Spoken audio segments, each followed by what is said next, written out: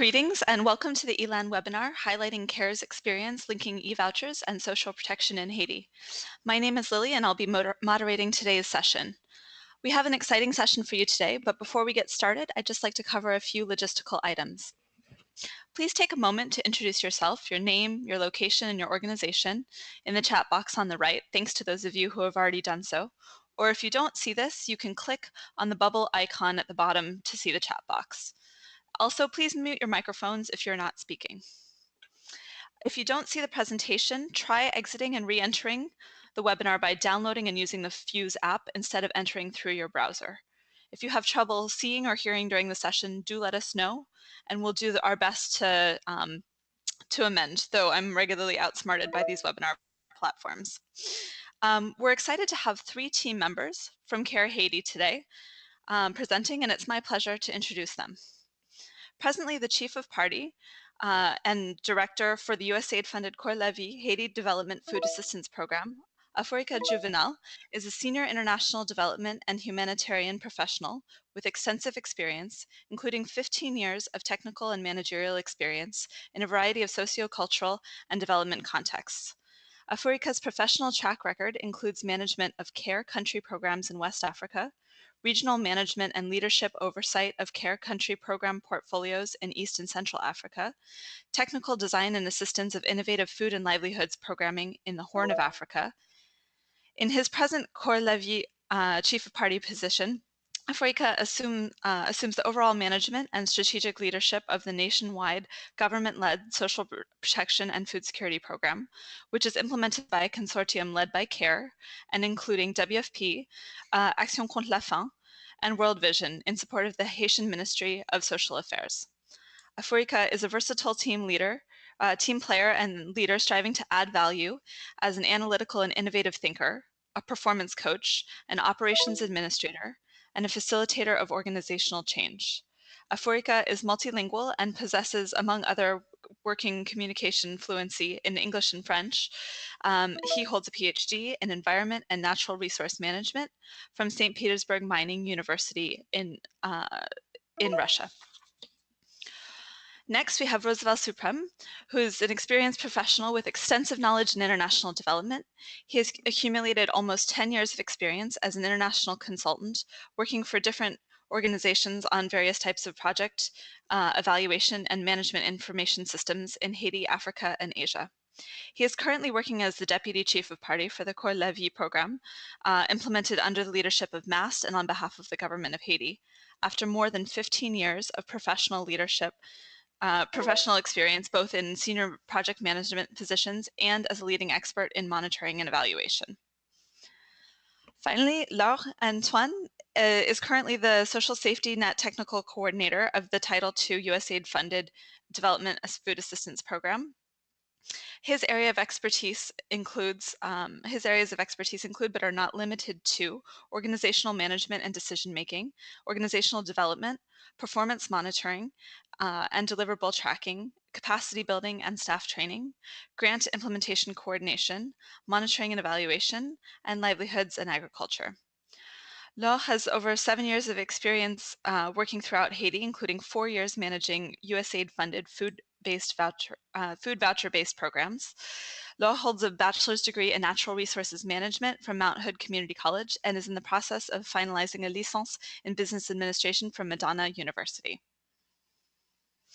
This webinar is hosted by the Electronic Cash Transfer Learning Action Network, or the ELAN, which seeks to improve the impact and effectiveness of humanitarian cash transfer programming through the appropriate use of payments technology. The ELAN is convened by Mercy Corps and supported by the MasterCard Center for Inclusive Growth.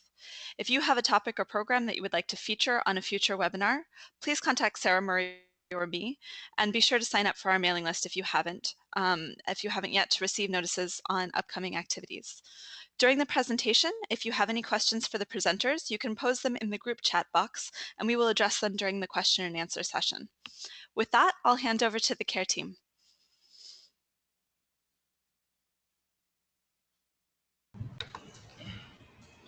Thank you, Lily, and hello, everyone. We are very much excited by this opportunity to share about the Kore Lavi.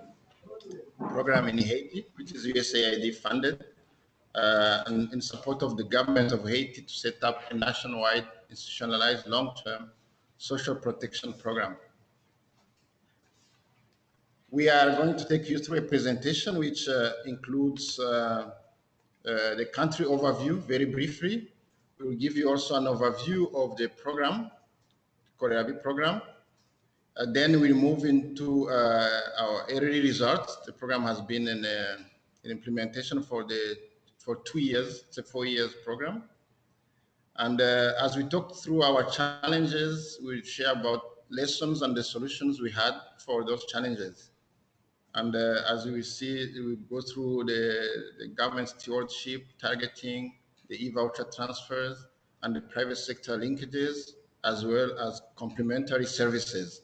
Those are basically the key interventions or components of the program. And then we have a questions and feedback session. And for those who will be able to make it, at the end, we have a 5-7 minutes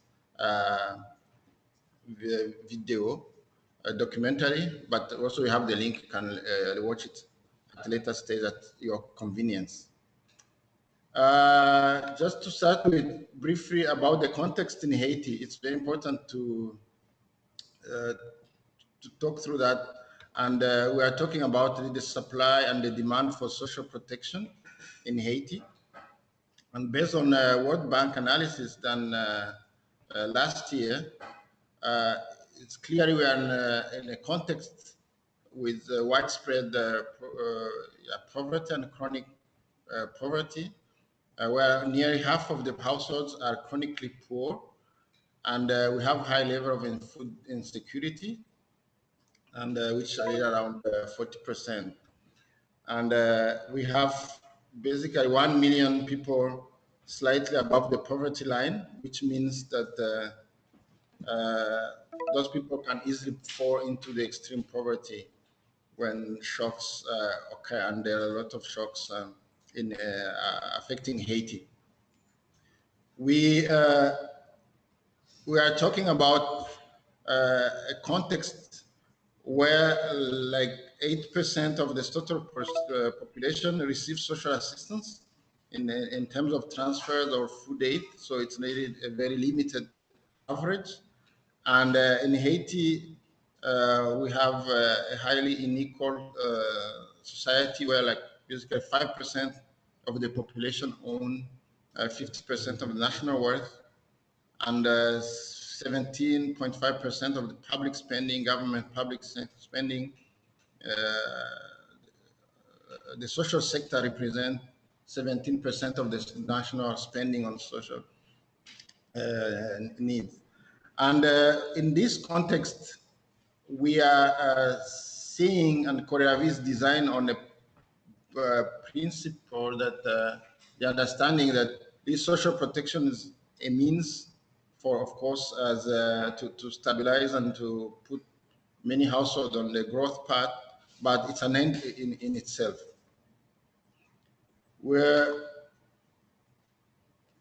And the Kore Lavi program was designed based on an analysis of the long-term priorities of the country. So it's really it's based on the long-term perspective.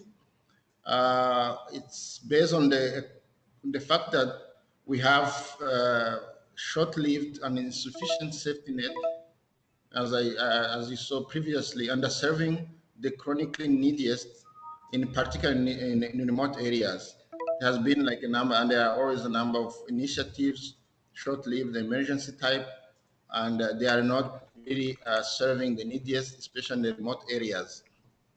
And also in the context where food, where there is a prominence of food imports, where the country actually imports half of its food needs, 50% around that, and the local production is either stagnating or failing, and also we are leading based on some sustainable food systems with highly degraded environment, and also like consumption practices, of course, which are not geared, grew to be geared toward imported food. And the context is also characterized by strength, community, traditional safety net practices, like mature support assistance. And there is a high dependency on external aid, largely by the diaspora, which is quite significant, and but also the state and international solidarity. And we are also, lastly, in terms of institutional setup, we have very strong will to improve the institutional strength of service providers, but we are still in a situation where, like, the external actors are stepping in and sometimes displacing or substituting the long-term institutional government responsibilities, and by providing really, temporary social assistance, which are helpful but needs to be put in a long-term perspective. So based on that context, Kore Lavi was designed to fit that the purpose in terms of having uh, in the long term a government of Haiti-led safety net system which covers the whole country and is sensitive to nutrition and is in the short term and long term providing protection to the chronically food insecure. So you see the overall goal, which is reduced food insecurity and vulnerability by supporting the government of Haiti in establishing a replicable safety net system and expanding capacities to prevent malnutrition, undernutrition. So basically, we are in the first 4 years phase. It's not a pilot, it's a initial phase, foundational phase of a national-wide replicable system. And it's now into 5 departments of the country, and the interventions cover 24 communes. And you can see on the map, it's quite, it touches the different context of the country. So it's an 80 million USAID funded program and implemented by the consortium, which you can see above. In terms of the component, the program has 4 components. And of course, as it's very important to focus on targeting.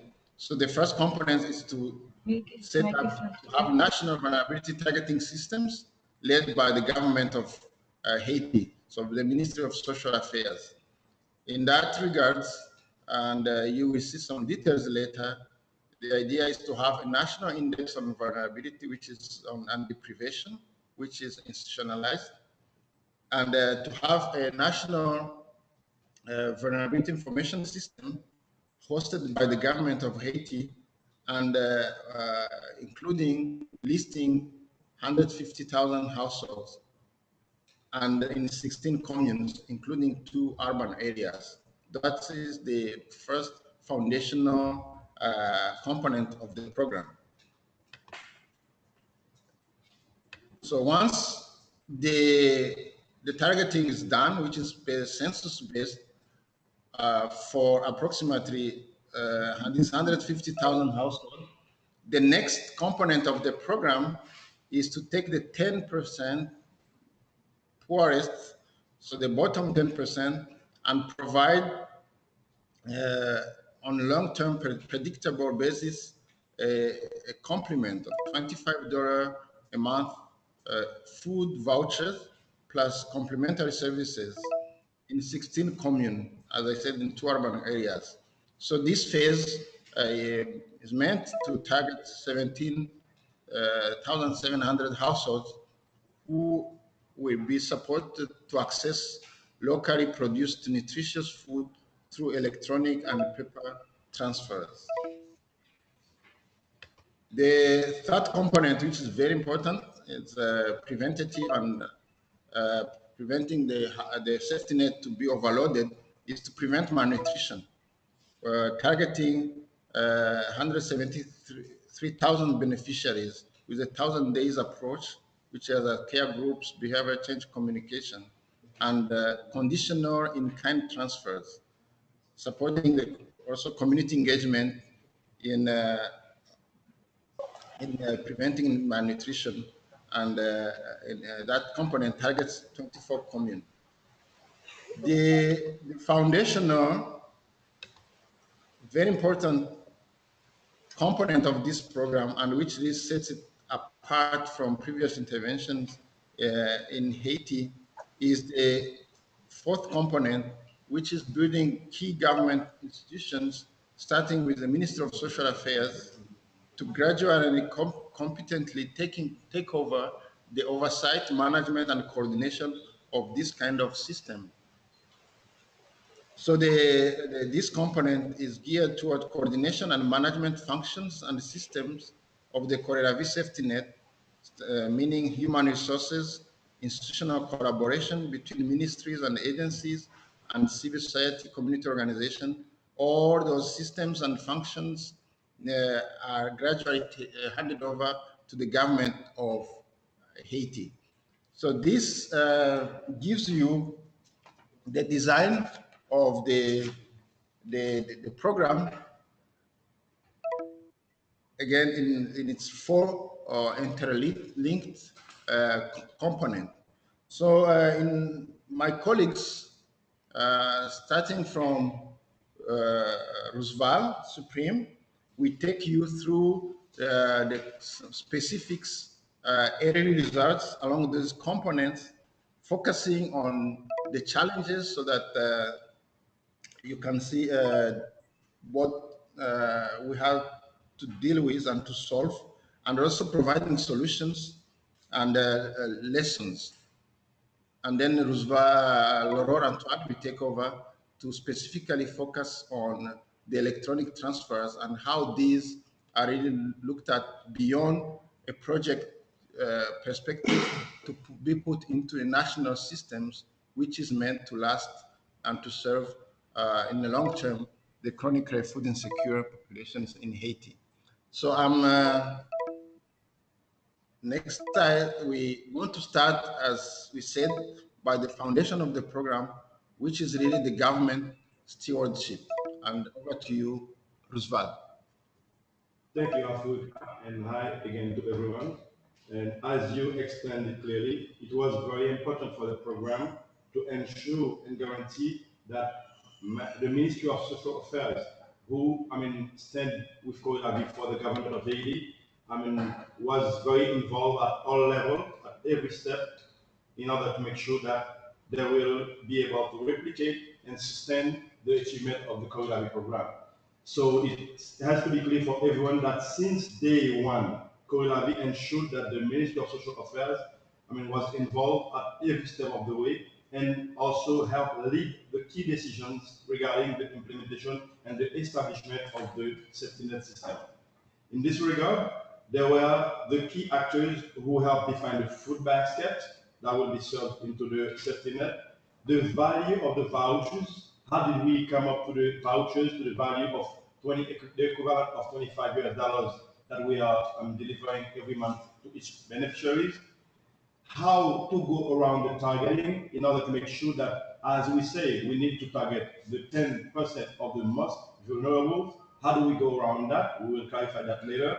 And also, because it is a government-led initiative, it has to make sure that the vendors who will be part of the program, in order to deliver the vouchers on the ground, that they have a specific profile, because at the same time, the government is also looking at the broader picture, making sure that these folks get out of the informal sectors and get some kind of formalization and connection with the government entities.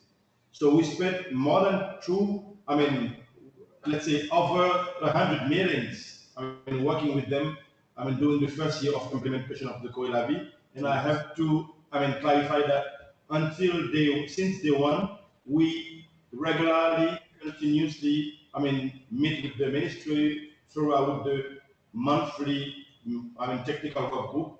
And in this sense, even today we have every first and last Friday of the month what we call the sectoral technical working group with the Ministry of Social Affairs, which also involved all the actors working in safety net in Haiti. Going to the challenges, because as Africa put it, obviously this initiative brings a lot of challenges. Among them, we have to make sure that we clearly have and commit to our stick to our institutional competition. Hello? All right. We have to stick to our commitment to support the government, the government entities like the Ministry of Social Affairs, besides the variation in and also in the absence of a clear social protection policy and plans in Haiti. So that was the biggest challenge. Sometimes you see that government entities, they would tend to go in other directions. They would tend to go around other government agencies. But since our mandate was to, support and give visibility and strengthen the capacity of the Ministry of Social Affairs, so we have to, even in very difficult moment, stick to our mandate. And that's also one of the reasons you will see the solution was that we were consistent, staying, supporting the mass.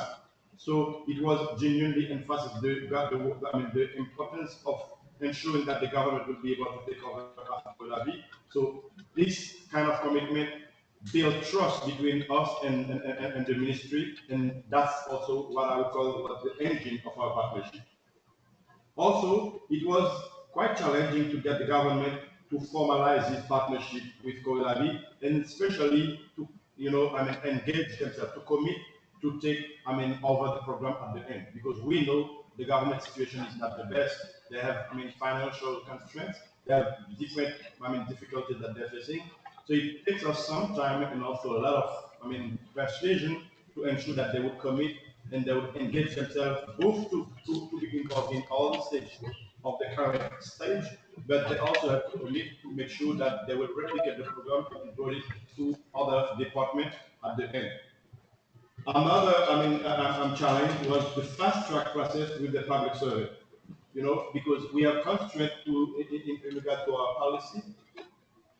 We have constraint, in the absence of a genuine civil service reform with USAID, funds procedures. So we have to communicate a clear strategy to convey the relevance of social safety net in the context of widespread extreme poverty, as a solution to our constraint and to that challenge.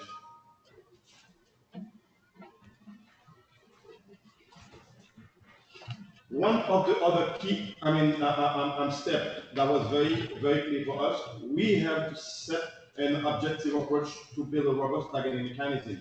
So in this sense, we have a national, deprivation and vulnerability index, that methodology that was widely accepted by different stakeholders, and this allows us to build a database with more than 150,000 households. Along with their vulnerability level, and this allows us as well to make sure that we identify the real vulnerables in advance. So therefore, if we choose to work with some to any other means, we'll know that it's based on their real vulnerability level, and we'll explain how it was made up and what makes everybody adapted, because it was something very objective. One of the challenges in the targeting mechanism, it was clearly that the competition between agencies with different targeting approach in terms of social protection project, implemented was, one of the top of them. It was difficult to, convince everybody that we need to standardize our approach to targeting. And what we did, we stay consistent with the choice of the ministry as our strategic and legitimate institution partners, and they come up with they finally convinced everybody that we need to sit together and define one common tool for the targeting. We also have another challenge because Kore Lavi did that, plan to conduct surveys and census in all the communities. We depend on targeting data existing at other partners. So it was a dependency on third party to target some communities. Because of that, a consensus was built throughout meetings and events and discussion to value and build on existing experience, especially with, one of our key partners who is FIRE, another governmental institution who conducted a lot of census and they shared data with us. This bringing us together as a community. And finally, for the targeting, we have a third challenge, which is the community acceptance of the targeting results of previous project. As I said, the selection of each vulnerable household is basically, linked directly to the targeting. So going to a community and selecting household, you have to convince them, because if they have any complaints regarding the quality of the data, people will start saying that, they are more vulnerable than others and you might have problems. So into that regard, we emphasize a national standardized institutionalized targeting methodologies, and we promote it as a public goods, not belonging to Kore Lavi or to any others, but belonging to Haitian government. So the responsiveness and openness to request for targeting data showed that most of us find we committed to use the data under the umbrella of the Ministry of Social Affairs, which guarantee their leadership and also help them gain visibility into social protection in Haiti. To go into more specificity about the targeting process, as I said, the National or Haiti Deprivation and Vulnerability Index was made of 6 components.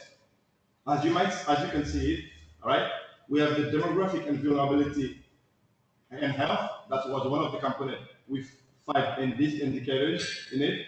We have the education component, illiteracy, absence of basic schools, school attendance, school lags, etc. We have labor conditions, availability of resources at home, living conditions, and food security. These were the main component that was put all together to give us the HDVI, what we call the Haitian Deprivation and Vulnerability Index, which is the common tool that is being used at all levels in Haiti now for the safety net under the umbrella of the Ministry of Social Affairs in Haiti. So I think at this stage, I will hand it over to my colleague Lowell, who will talk more specifically about the operationalization of the safety net system itself. I guess Lowell, you might take over, please. All right. Thank you as well. Hello, everyone, and thanks for your time. I'm going to be talking very briefly about the link that exists between the social safety net and the private sector, because the operationalization of the food voucher-based safety net involves a telecommunication company, a dozen of microfinance institutions, and also local food vendors. It was not easy to work with these partners. Let's start with Digicel. Digicel is the only telecommunication company in Haiti that has agreed to partner with the program. So it was very difficult to bargain a good deal with Digicel. And Digicel is a key player in the social safety net, because Digicel is responsible to conceive the electronic vouchers, to print the vouchers, to perform the refill of the vouchers, and to honor the vendors' payment. And since we are determined to give access to the vulnerable household to a local and nutritious food, we have 2 types of voucher. We have an electronic vouchers, which are allocated to the purchase of staple food, and we also have paper vouchers that are used to purchase local products. For the staple food vouchers, we had to recruit staple food vendors who are small vendors in the community who own small shops, to facilitate the transaction between the beneficiaries so that they can exchange their vouchers. we also recruit very small vendors located in the remote areas and who use the traditional market to sell their fresh foods. With Digicel, we put together an electronic platform which is used to manage and monitor the different electronic transactions. For the fresh food vendors, we use the local microfinance institution to honor the payment on the spot of the small vendors because they cannot wait too long to be reimbursed for the services. So one thing we need to emphasize on is the fact that when we were launching the program, we had some startup technical difficulties with the voucher printing. And there are some areas that do not have coverage. So for that matter, we were compelled to use paper vouchers for the purchase of staple foods in the area where we didn't have coverage.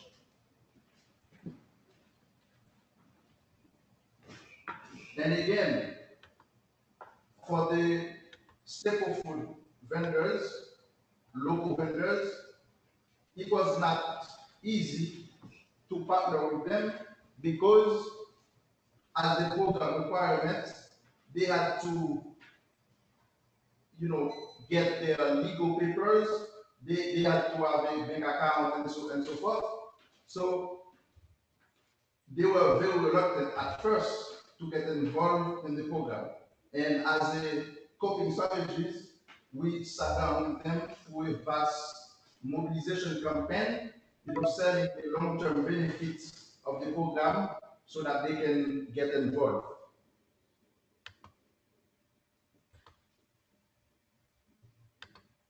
This is a snapshot of the tobacco system that we use to monitor the electronic transaction.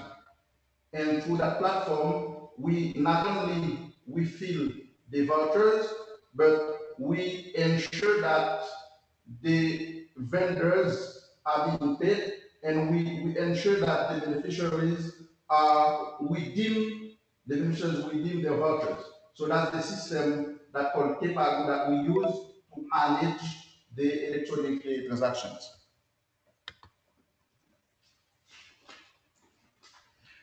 Now, so far, we have enrolled close to 15,000 households in the safety net. And we give a booster to the local production because the food basket is composed mainly of local products. The only product in the food basket that's not local is the oil. But the packaging is done and Haiti. Now we're going through the challenges that we face.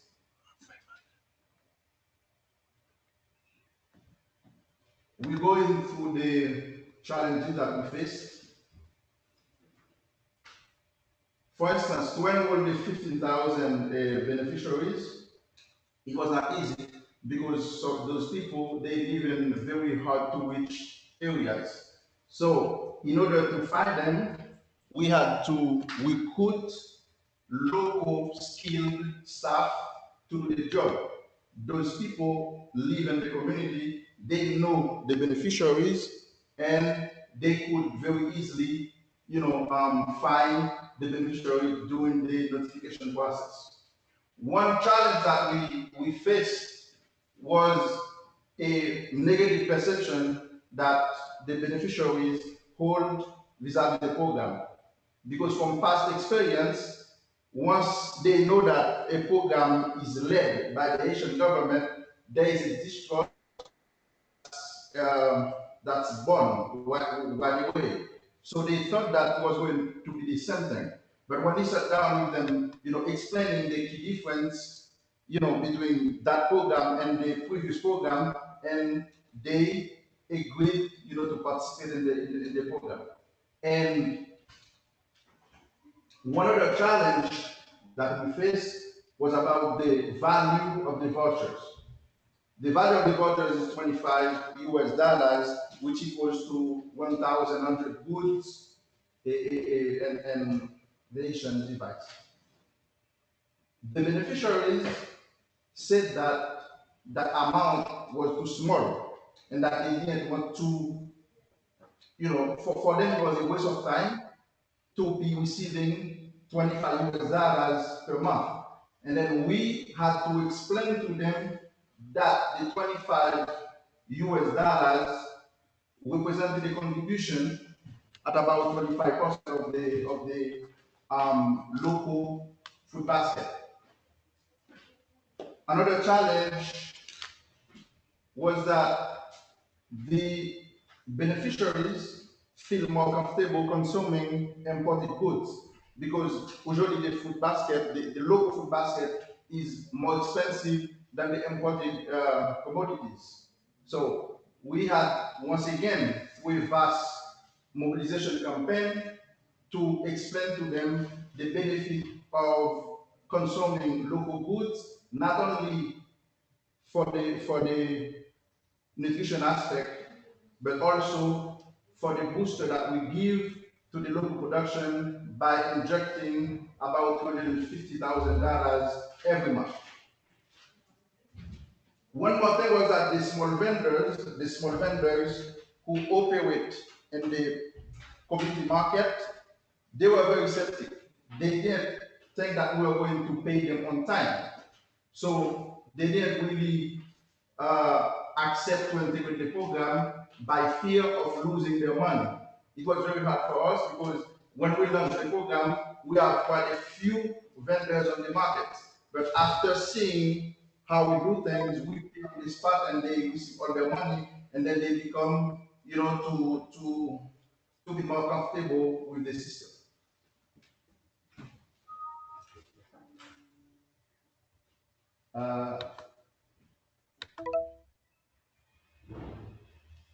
I wanted to give you an idea of the amount of money that has been injected in the program so far. Be advised that we are working across 5 departments and 16 communes. And if you look at the left vertical axis, you will see the amount of money that is injected on a quarterly basis. And if you look at the right, you will see the accumulation. So by the end of the last quarter of year 2, we have injected about 110 million goods, which represent about 2.5 million US dollars. And maybe a quick one. There is a good question about the percentage, the $25 contribution. And it's the recent price analysis of the food basket actually indicates that this represents around 50% of the value of the local food basket. And of course, it varies from region to region. And really what we are saying is the 25% is the minimum. It will at least contribute 25% of the food basket, but actually from the beginning, it was already 35% or 40% of the value of the food basket.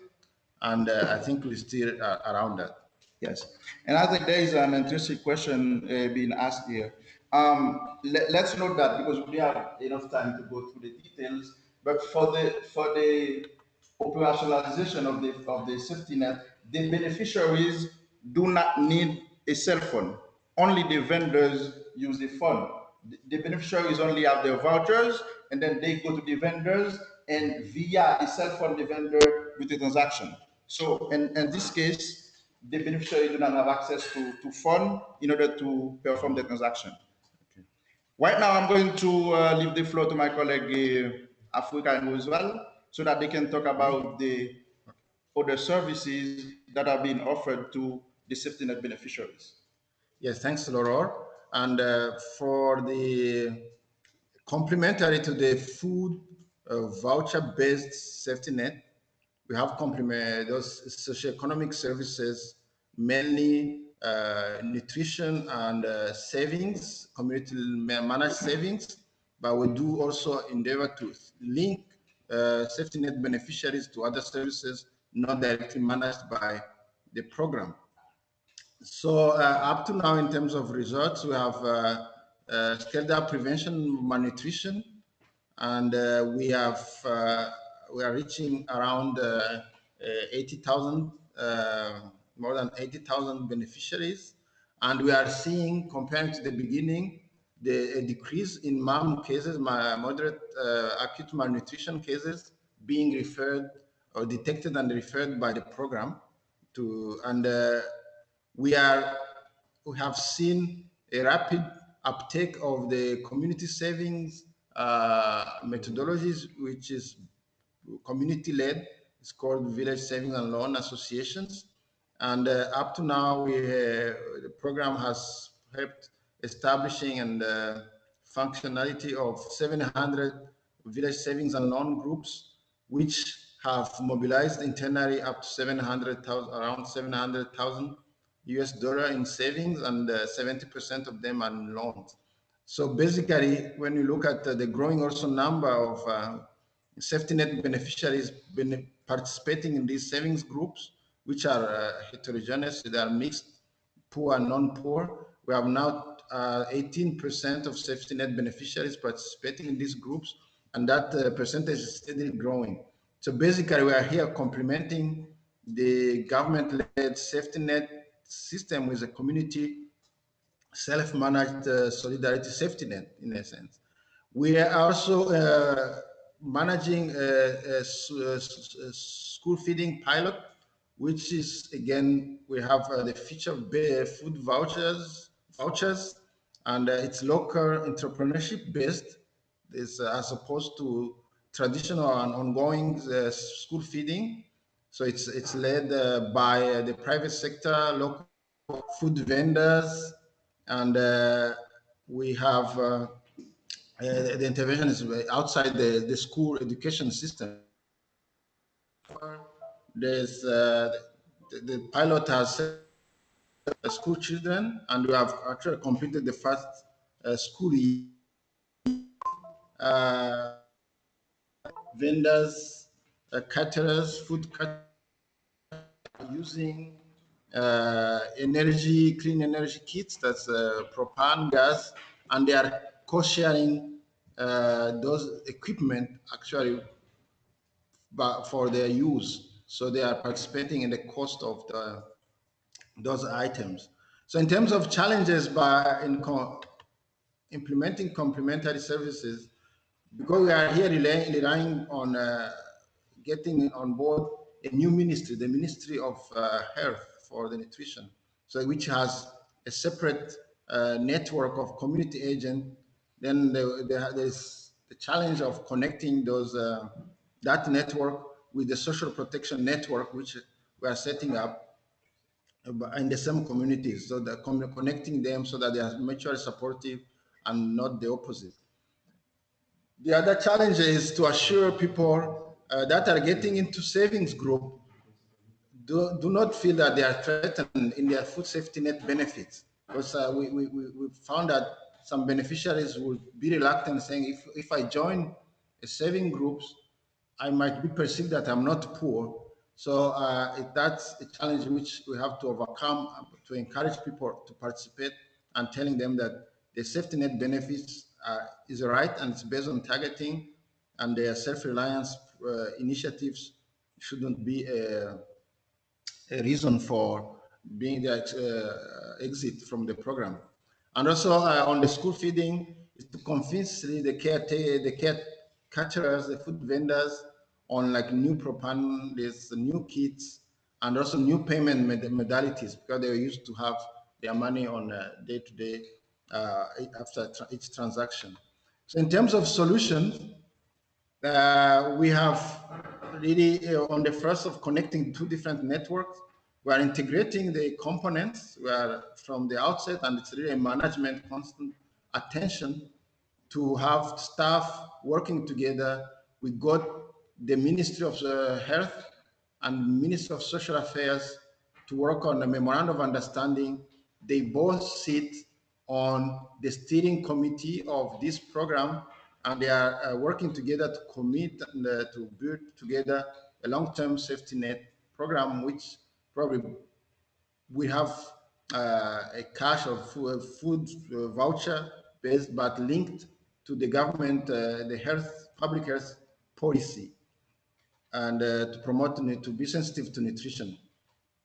And in relation to people getting into savings groups and not being threatened in their safety net benefits, there's a good cautious it's communication about graduation, because we de-emphasize the talk and the expectation that people need quickly graduate, but we are saying that they have to build their asset to move upward the ladder, and so that they are not feeling that they have to be threatened in the intervention. And of course, like for the local vendors and the local food vendors in the school feeding pilot, it's important to move quickly on the action. So because for them, for the local area and for many vendors, seeing is believing. So until you have started, it's very important, difficult actually to convince the, the local partners, vendors in particular. So we have really come to the end almost of our presentation. It's a long program to explain in less than an hour, but we are really happy to see we have got some good questions. We compile and send our answers, and also any feedback is welcome to the program improvement. And we have also in the presentation, we have like a link on YouTube, which gives a good overview of the program as a documentary. It's a very short, interesting program, and you will see it by this video. So thank you very much for your attention and your attendance, and we welcome your feedback. Thank you very much, Laurent, Afurika, and Roosevelt for your presentation. We've had lots of good questions come in. So let's start with a couple of those. There were a couple questions on targeting, but I think you've done a really nice job of laying out those criteria after some of those questions came in. I also want to mention that I know that there's been an annoying kind of chime as different people have come into and left the webinar. We've been playing with the platform a little bit, and we'll get this resolved before the next ELAN webinar. So the first question we'd like to hear a little bit more from you about is, can you give a little bit more of an explanation about the decision to use a voucher for the long-term social safety net program rather than an unconditional cash grant? And this question comes from ELAN. Oh yeah, that's a very good question. And as I mentioned, in terms of long-term developmental needs of priority of the country is really to boost the local production and local agriculture production, and to reduce the reliance on importing food, which is represents 50% of the food consumed in Haiti. So it was very important, and for that aspect, to use this mechanism of food voucher, because there you can, in a sense, with strong monitoring, which we have that kind of strong monitoring of compliance, allows people to have access to diverse food basket, but also it's linked tight to local production. So that's very important. And that aspect of local production is very, very important. And also the nutrition aspect, it has the fresh food, and people do prefer like protein, of course, meat, fish. And it was very important that until this dietary consumption, food consumption practices have changed, it's very important to help with this tool, actually, to help data diversity by having a voucher which includes 40% of it is fresh food. And again, as we said, there are strong monitoring component to ensure compliance. So the voucher mechanism helps local economy and helps nutrition. Great. Related to that, we had a question come in from Larissa about if there was any need in this program to provide support for producers or traders. Oxfam found a need for this in their Gaza program and wanted to hear if there was any learning from your program on this issue. Yes, and my colleague can add. There was a deliberate focus on the demand side, and we found by experience that by focusing on supply in terms of return of investment, actually it was especially for a social protection program, it was not necessarily the best investment.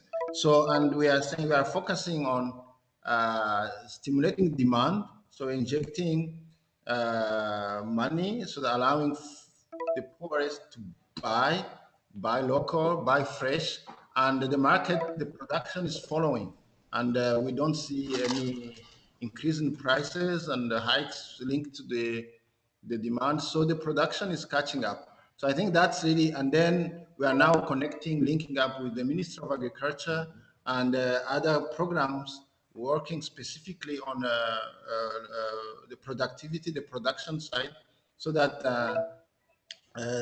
production can follow. But we find that it's interesting that as a return on investment, it's really, this kind of context, you better first focus on the demand, then the production will see and will follow, and then you can focus your support to the production by knowing what's needed, and people will call actually for that kind of the extension services and kind of support to production. Great. Shifting gears a little bit, we had a question from Vi about some of the key lessons learned in engaging with the government of Haiti and any barriers that there might have been to rolling out the system with government, as well as their role in supporting development of the e-transfer infrastructure. Can you talk a little bit more about that? Yes, if I got it correctly, and yes, it's really working with the government, and actually we are here talking about working for the government, and it is a kind of shift we are having for our staff and ourselves. We are not working with or in collaboration. We are actually working for them. They are in French we call it they are maître d'ouvrage, so they are the owner of the program. So it's not easy. Actually, the challenge is to have them to shift to them that you are the owner. Tell us, though we have the resources, it's temporarily be yours.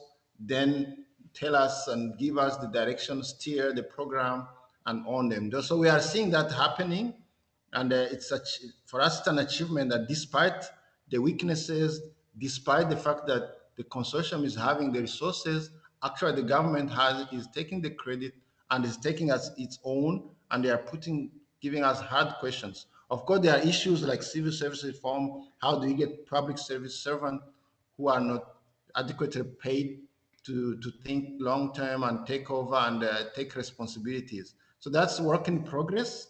And we have an office, sister office actually of this program in the ministry. We have people sitting there. So we have built formal and informal relationship, ongoing, constant, and that is it's very helpful. It can't be like one-off or a meeting or a workshop here and there. No, it has to be an ongoing relationship. Yeah, if I can add Africa very quickly. Earlier in our presentation, the government of Haiti is involved. As a matter of fact, the food basket composition was defined by the Haitian government, the frequency of the voucher distribution, the criteria for selecting the vendors, and the value of the food basket. And right now we have a SO2 working group with the difficulties that we face on the field are being put to the Haitian government, and we sat down together, to find the solution. Excellent. We have another question about how the program addresses inclusion and exclusion errors, and how the program works to reduce them. Maybe you can talk a little bit about your grievance resolution process. I'll also quickly. Sorry, I'll just take Yes, another very quick. second to mention we've had a super interesting presentation and there's still plenty of good questions, plus the video. So we're going to run over by about 10 minutes. You're welcome to join us and stay on for a little bit more question and answer and the video if you can. Sorry, over to you guys. Want to talk about inclusion, exclusion? Go ahead. Yes, what we perhaps can respond quickly to manage about the inclusion exclusion errors. As we explained before, the whole targeting process is based on the census and on the HDBI, which all the components were highlighted in one of the slides, 6 components. But what we did, we also, right after selection of the beneficiaries, we opened we implemented what we call a complex mechanism, which allowed in every community, through the local authorities and all the, community organizations, that are functioning. We allowed all the, households who feel that they should be included and perhaps did not, was not touched, to voice their concerns, and also they are allowed to explain why they think they should be, included into the process. So in this sense, they fill out what we call a scorecard, and in line with all the, various indicators of the HDVI, we analyze their eligibility, and if for any reason we found that they were left aside, by errors, we consider them, because when we get into a new community, what we do, we also, do a notification, and not always all the individual or household targeted are still at the community. So we always have room to, to adjust in order to accommodate those we find are really should be involved, and those who think should not be in the process. If we have, good reasons, we also exclude them after verification. So it's a long process. We'll be glad to share more about it, but we just wanted to acknowledge that we have a mechanism that we call complex mechanism, who allow people to voice their concern about exclusion and exclusion errors. And towards our lessons, and to whoever is interested in this kind, when it is poverty targeting, the biggest problem challenge is not exclusion inclusion, it's actually enrollment and not enrollment. So because like the enrollment in the safety net, the targeting is poverty driven, poverty led. You use the index, you find that these people are extremely poor. But when you come to enroll, it depends on resources available. So people will say, "Oh, why am I'm poor but I'm not enrolled?" So the challenge is to say, "Okay, you are indeed, but these are the resources available," and there was a kind of cutoff point, and that is like the strong communication. It's really, again, it's enrollment in the safety net, and not not enrollment, as opposed to exclusion or inclusion in the based in terms of targeting, because the database has 150,000 households in the mass, but the enrollment is only 17,000. So there are almost 80,000 who are in the database but who are not served. That's the issue. And luckily, if I may adjust, luckily we have got good experiences where other institutions complement what we are doing on the ground. We have got cases where we have NGOs asking from the Ministry of Social Affairs to use the same database and provide them for additional beneficiaries or households vulnerable that are not served by Kore Lavi. So we have cases, examples of complementarity between our work with others NGOs working in the same area, but managing by the Ministry of Social Affairs, which is a very key example of leadership on managing the safety net system by the ministry. Great. Thank you very much. 2 final questions, and then we'll show the video. One is, how much support was needed to help people use their PINs with the e-vouchers? Well, right after the enrollment of the beneficiaries, so we have agents on the field. We have agents, we call them RPS, and then they are responsible to train the beneficiaries. The beneficiaries are trained before integrating the safety net, and they are trained doing this the implementation of the program. So we have continuous ongoing training for the beneficiaries to make sure that they master, how to use the electronic vouchers. But also, as Noah put it before, not really the beneficiaries are using their card because, as he explained, not all beneficiaries have to use, cell phone to access their benefits. It's more on the vendor's side to verify based on the pictured ID card that each beneficiary has obtained from the program. They have a unique number on their card, and each vendor, when they come for redemption, they show their card to the vendor, and the vendor, use a combined USSD code and see their, activation status on the system and serve them Mhm. the amount of the voucher. You see, so Okay. it's not really on the beneficiary side, it's more on the vendor side to use the appropriate combination of codes on the system to see whether the beneficiary is active or not active and serve him the benefits of the program. And the beneficiaries do not use a PIN. They only use the electronic vouchers, which has a specific number that belong to a specific beneficiary. Okay, got it. Thanks for that clarification. I want to thank all of our participants and our presenters for this really, really interesting discussion. We will move to the video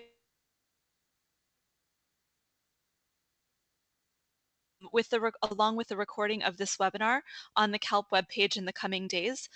Please join me in thanking our presenters, and let's enjoy the final video. There's also nice music that goes with it, but we won't be able to play the music in this webinar platform, but you can see some of the images of the process and the program participants.